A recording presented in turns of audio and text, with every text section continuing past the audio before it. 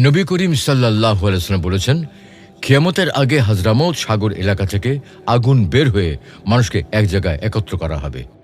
সাহাবে কেরাম জিজ্ঞাসা করলেন, ইয়া রাসূলুল্লাহ, তাহলে তখন আমাদের প্রতি আপনার নির্দেশ কি? তিনি বললেন, তখন শামের ভূমিকে তোমরা আঁকড়ে ধরবে। ঈসা ইবনে মারিয়াম আলাইহিস সালামের অবতরণের স্থান হল শাম।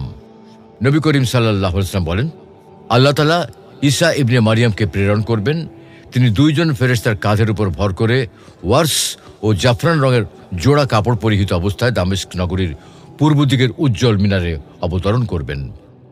শামেই ঈসা আলাইহিস সালামের হাতে দাজ্জাল নিহত হবে।